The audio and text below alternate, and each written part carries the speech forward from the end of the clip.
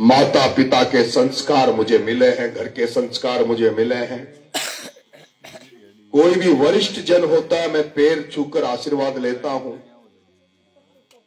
हर माँ बहन को अपनी माँ बहन मानता हूं। किसी गरीब की कभी भी बददुआ ना लगे ऐसा काम नहीं करता। जवाहर नवोदय विद्यालय में पढ़ाई करी, जयपुर में पढ़ाई करी, संस्कार भी है और शिक्षित भी हूं। लेकिन जब से मैं बोलता हूं,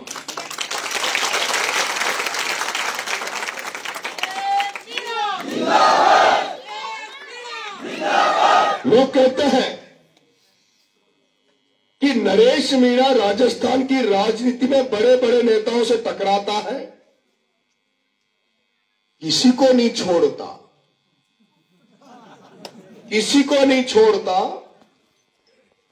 लेकिन ये भी तो लोग कहते हैं कि नरेश मीणा आज दिन तक तो सचिन पायलट के खिलाफ एक शब्द नहीं बोला, प्रहलाद गुंजल के खिलाफ एक शब्द नहीं बोला, भरत सिंह जी के खिलाफ तो एक शब्द नहीं बोला। तकबीर सिंह जी कौशल की इज्जत नरेश मीणा करता है, भुवनेश चतुर्वेदी, ललित किशोर चतुर्वेदी की इज्जत नरेश मीणा करता है, शिवनारायण धाकड़ की इज्जत नरेश मीणा करता है। तो अगर सम्मान के लायक है तो हम उनका सम्मान करते हैं। लेकिन उस भ्रष्टाचारी प्रमोद जैन भाया का मैं सम्मान कैसे करूं?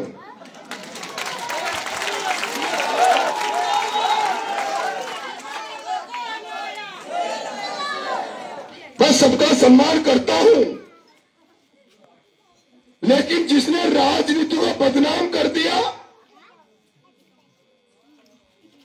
जनसेवा का मार्ग माना जाता है राजनीति, उस राजनीति को जिन्होंने दूषित कर दिया, उस प्रमोद जैन भाया के लिए तो जो भाषण को खा गया, पूरी हारोती को खा गया, जिन्होंने राजनीति को पैसा कमाने का धंधा बना लिया, प्रताप सिंह सिंघवी ने पैसा कमाने का धंधा बना लिया, जिन्होंने राजनीति को गंदा करने का काम कर रहे हैं, उनको तो नरेश मीणा जैसे उनके साथ बिहेव होना चाहिए, व्यवहार होना चाहिए, वैसा ही व्यवहार करने के लिए आप धरना देकर बैठ जाओ और कोई एसडीएम आकर, कोई कलेक्टर आकर आप पर दादागिरी करे और वो आपसे कहे कि नहीं कुछ नहीं सुनेंगे, हम ही मालिक हैं। कोई भी कर्मचारी, सरकारी अधिकारी, चाहे वो कलेक्टर हो, पटवारी हो या कितना ही बड़ा अधिकारी हो, चाहे वो सुधांशु पंत हो, चाहे राजस्थान का मुख्य सचिव सुधांशु पंत हो, चाहे जिला कलेक्टर हो, चाहे कोई भी प्रशासनिक अधिकारी हो, कोई भी कर्मचारी हो, है तो जनता के सेवक ना। तनख्वाह तो हमारे पैसों की मिल रही है ना, जो जनता टैक्स देती है, जो जनता पैसा देती है, उसी तनख्वाह से तो ये है ना। ये तो जनता के नौकर है ना। क्या सुधांशु पंत राजस्थान की जनता का नौकर नहीं है? क्या बारह का जिला कलेक्टर जनता का नौकर नहीं है? तो फिर हम इनको मालिक कैसे मान ले? जो जनता के नौकर है तो वो नौकर बनकर ही जनता की सेवा करो। जो जनता के नौकर, चाहे तुम कितना ही बड़े हो,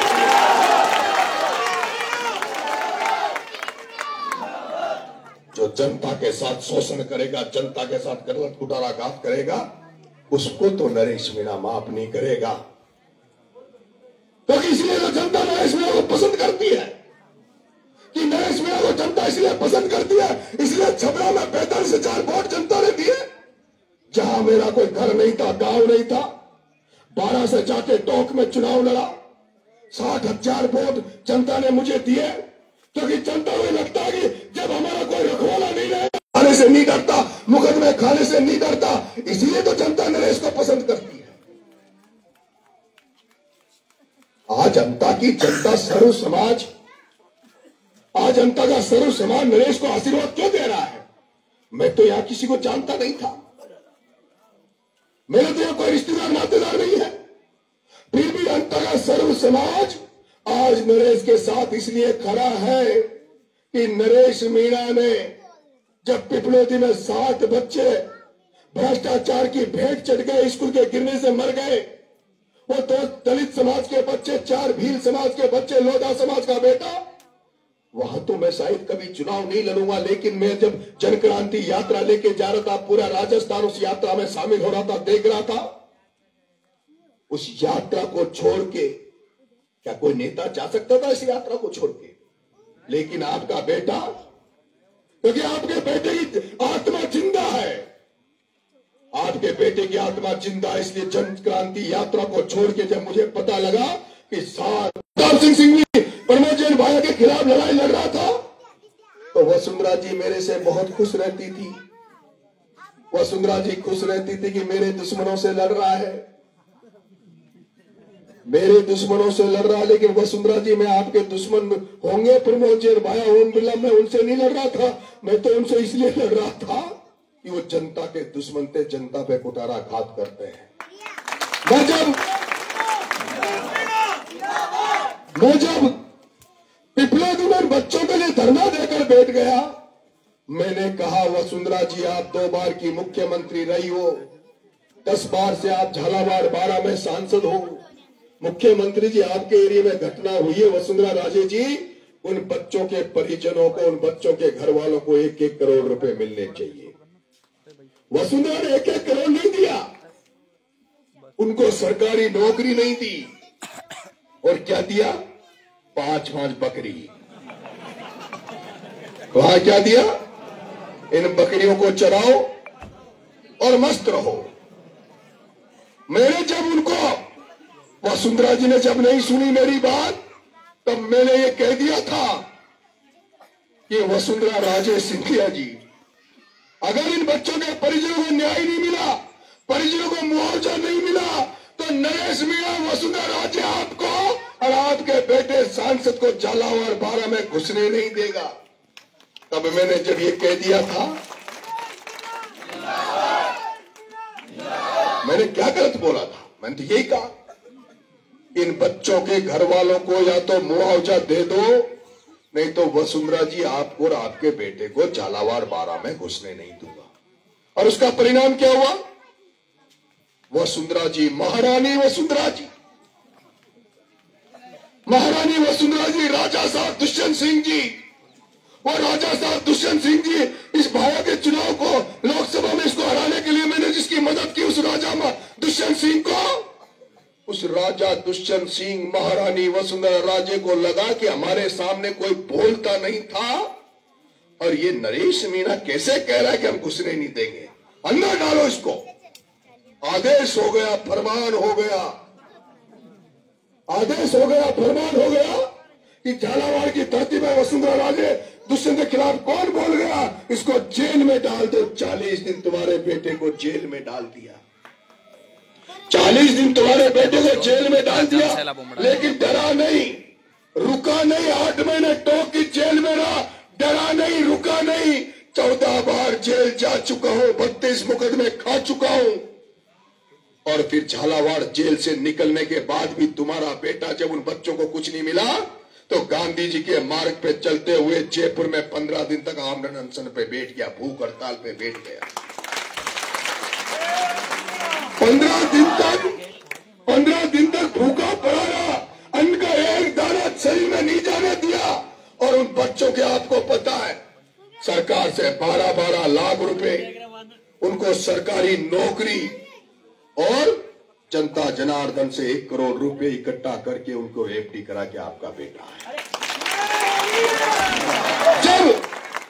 जब ये अंता की जनता ये देख रही है, अंता के लोग देख रहे कि प्रमोद जैन भाया को तो हमने कभी धरना देते हुए नहीं देखा, प्रमोद जैन भाया एक दिन का भी भूखा जनता के लिए रह जाए तो मेरा नाम बदल देना, प्रमोद जैन भाया एक दिन के लिए भी जनता के लिए भूखा रह जाए तो मेरा नाम बदल देना।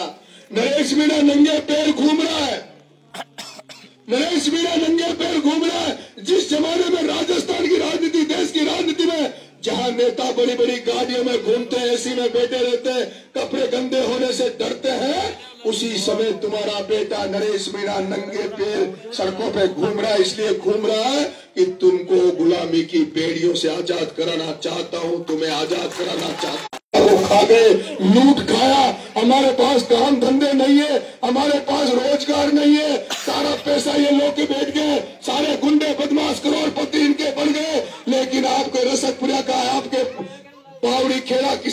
में चले जा, पचेल कला। 2 साल मांग रहा हूँ, तीसरा चुनाव लड़ रहा हूँ। 2.5 साल के लिए मुझे मौका दे दो, जब मैं पिपलोदी के लिए लड़ सकता हूँ, यूनिवर्सिटी राजस्थान विश्वविद्यालय में छात्रवृत्तियों के लिए राह लड़ सकता हूँ, मैं जब फसल बीमा के लिए छपरा में रेल रोक सकता हूँ, तो अंता के लोगों अगर तुम मुझे एमएलए बना दोगे तो फिर मैं कोई कसर छोड़ूंगा क्या?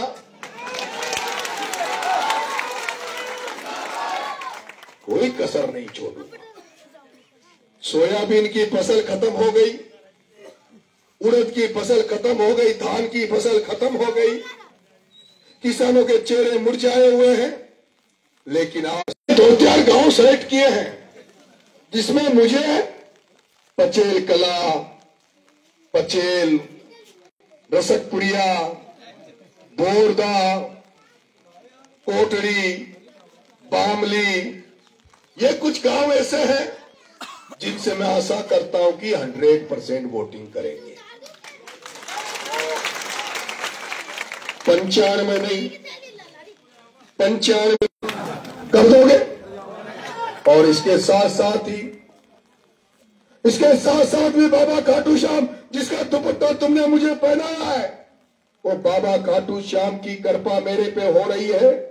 ये पहली बात तो, जिससे मैंने लड़ाई शुरुआत की राजनीति में, उसी उपचुनाव करा के मुझे मौका दे दिया। और ये भी बाबा खाटू श्याम की कृपा हो रही है कि बाबा खाटू श्याम को लगा कि मेरा भक्त अकेला डोल रहा है। कांग्रेस के साथ 40-40 नेता प्रचार कर रहे हैं, बीजेपी के साथ 40-40 नेता प्रचार कर रहे हैं, प्रमोद जैन भाया के साथ ओम बिरला खड़ा है और बीजेपी के साथ वसुंधरा खड़ी है, और उनका बाबा खाटू श्याम का ये भक्त नरेश अकेला सड़कों पे डोल रहा है। तो बाबा खाटू श्याम की कृपा है जो बारिश हो रही है, जो आप लोगों को फ्री कर दिया कि नरेश के साथ जाओ और खड़े हो जाओ नरेश के साथ और नरेश का प्रचार करो।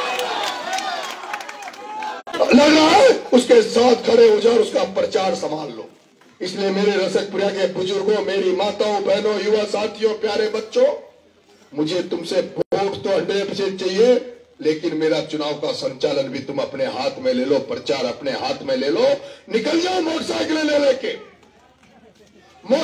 लेके निकल जाओ। 10-20 वोट तो आप तोड़ ही सकते हो। मेरा निवेदन है, बारिश का मौसम क्लियर हो जाए, जैसे बारिश का मौसम क्लियर हो जाए, पूरे गांव वाले एक दिन मोटरसाइकिल रैली करना। फौजी भाई सारे युवा साथी सुन लो, प्रेम, जैसे मौसम क्लियर हो जाए, सारे गांव वाले मोटरसाइकिल रिश्तेदारों में बड़ा काय कर रही है, काय खा रही है, काय कर रही है, तो तासु भी मारो एक निवेदन है। आज के बाद हालचाल मत पूछो, फोन करे ना कोई रिश्तेदार बोले तो वहां से कीजिए, बनाओ मागा गांव में तो नरेश चाल रहे हो, नरेश को प्रचार करो और नरेश को वोट दो, करेगी ना? है? आज फोन पर वैसे तो हमारे गांव में नरेश आया था, पूरा गांव एक तरफा नरेश को वोट दे रहा है। और ये जो है ना, ये पायागलाल कोई आपने डोल रहा है, वहां का भी कोई वो तो न मानेगा, पर वहां का छोरा छोरी, वहां की छोरा छोरी और घराड़ी खेरी रोटी खाओ जब तो न्या घर ना हो प्रचार करे भाया को, तो जाओ वहां उर्मिला रोटी बनाओगी, उर्मिला का खाजो। तो फिर सरपंच, डायरेक्टर, जिला परिषद का चुनाव भी आ रहा है, फिर वोट मांग देऊंगा। आज मां सारा ही नरेश के लिए वोट मांग रहा था। अगर आज नरेश को गद्दारी करी तो फिर जिला परिषद डायरेक्टर को टिकट ले घंटी की नहीं डोलता है, जो काई नम लगो, चाहे कितना ही बड़ा हो, नमता होगा ना। जब आप बड़े पंडित, आप भी जो भी रिश्तेदार नातेदार हो, सबसे मदद करो।